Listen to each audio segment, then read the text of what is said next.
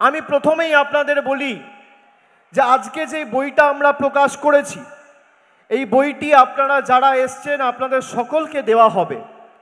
এই বইটিতে সব মিলিয়ে প্রায় 700 পাতার কাছাকাছি, 695টা পাতা রয়েছে। প্রথম যখন নিঃশব্দ বিপ্লব প্রকাশ করেছিলাম তখন 50-60 পাতার বই ছিল।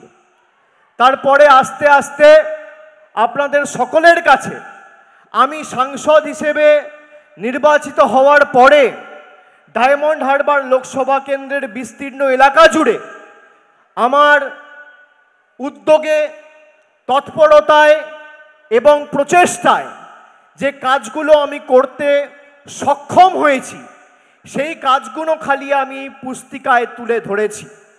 এই পুস্তিকায় জেলা পরিষদের কাজ নেই, এই পুস্তিকায় বিধায়ক তহবিলের কাজ নেই, এই পুস্তিকায় পঞ্চায়েত সমিতির কাজ নেই, এই পুস্তিকায় গ্রাম পঞ্চায়েতের কাজ নেই।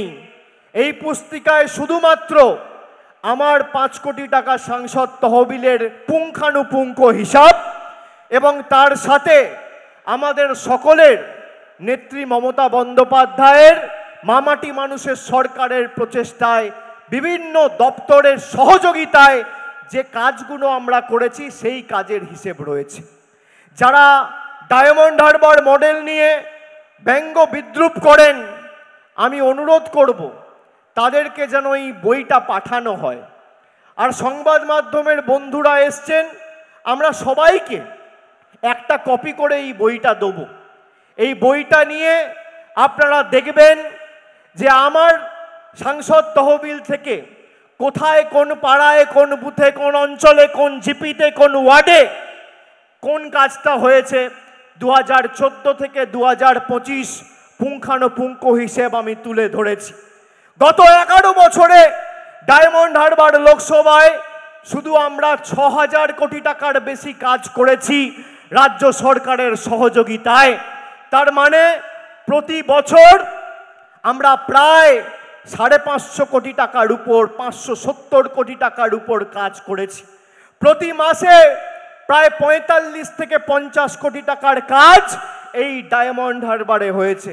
প্রতি মাসে 50 কোটি মানে প্রতিদিন 1.5 কোটি টাকার কাজ এই ডায়মন্ড হারবার লোকসভা কেন্দ্রে গত 11 বছরে প্রত্যেক দিন আমরা করেছি। আমি ভারতবর্ষে যত সাংসদ রয়েছে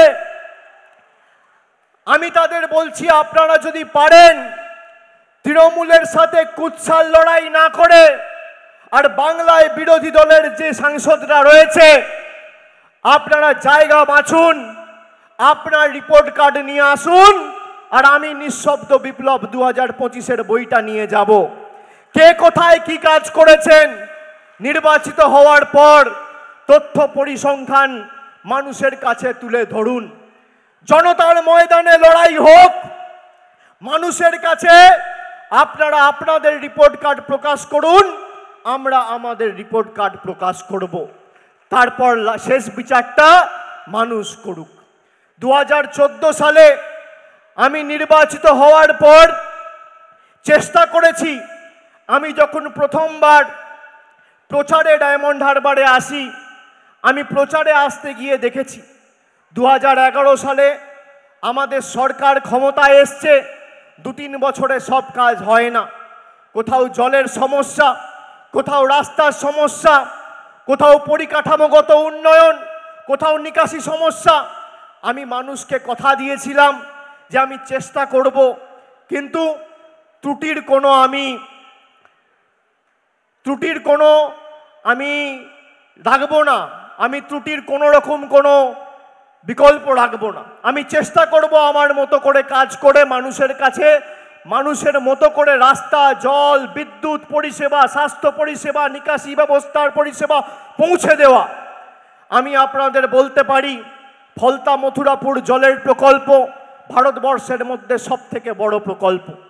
আমি আপনাদের বলতে পারি যেখান থেকে জল নিয়ে প্ল্যান্ট করা হচ্ছিল সেই ডোঙারিয়ার আবার দ্বিতীয় প্ল্যান্ট তৈরি করা হয়েছে 565 কোটি টাকা খরচা করে, যেখানে আরও 3 লক্ষ লোককে জলের ব্যবস্থা আমাদের সরকার করে দিয়েছে। কাজ চলছে, শীঘ্রই শেষ হবে। আমি আপনাদের দায়িত্ব নিয়ে বলতে পারি, প্রায় পথশ্রী 2, পথশ্রী 3 এই দুটোতে প্রায় 500 কোটি টাকার বেশি রাস্তা, গ্রামীণ রাস্তা আমরা ডায়মন্ড হারবার লোকসভায় করেছি।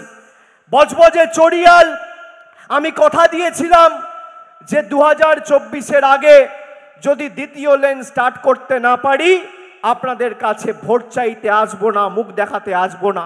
2024-এর ফেব্রুয়ারিতে 4 দশকের চড়িয়াল খালের রাস্তার ব্রিজের দাবি মমতা ব্যানার্জির সরকার পূর্ণ করেছে এবং কথা দিয়ে কথা রেখেছে। শুধু তাই নয়, সম্প্রীতি flyover, Budge Budge trunk road, মেটিয়া Buruj মহেশতলায়, পূজালিতে sluice gate, জলের ব্যবস্থা, মাল্টি সুপার স্পেশালিটি হাসপাতাল, উমেন্স ইউনিভার্সিটি ডায়মন্ড হারবারে, ব্লকে ITI, পলিটেকনিক আমাদের সরকার করেছে গত 14 বছরে। আর 11 বছরে আমি সাংসদ হওয়ার পরে কথা দিয়েছিলাম এই আমতলায় বাস টার্মিনাস হবে, আমতলায় বাস টার্মিনাস হয়েছে। বলেছিলাম আমতলা রুরাল হাসপাতালের পরিকাঠামোগত উন্নয়ন আমাদের সরকার করবে, আমরা করেছি। মুচিসা হাসপাতালের জন্য প্রায় 6 কোটি টাকা বরাদ্দ করেছে আমাদের রাজ্য সরকার, কাজ শুরু হয়ে গেছে, অতি শীঘ্রই শেষ হবে। আমি কথা দিয়েছিলাম যে আমতলায় প্রেক্ষাগৃহ হবে, আমরা করেছি। আমরা কথা দিয়ে কথা রাখার লোক। আমি বলেছিলাম 2022 সালে যে আমরা প্রত্যেকটা বয়োজ্যেষ্ঠদের বার্ধক্য ভাতা দেব। 2023 সালে আবার আমি তৃণমূলের নবজোয়ার শেষ হওয়ার পরে যখন নিঃশব্দ বিপ্লব করি, আমি বলেছিলাম আমাকে 6 মাস সময় দিন, 6 মাসের মধ্যে যদি কোনো রকম কোথাও সহযোগিতা না পাই তাহলে আমার যতটুকু সামর্থ্য, সীমাবদ্ধ এখতিয়ার ক্ষমতা রয়েছে, ডায়মন্ড হারবার লোকসভা থেকে 76,000 প্রবীণ নাগরিকদের আমরা বার্ধক্য ভাতা দেব।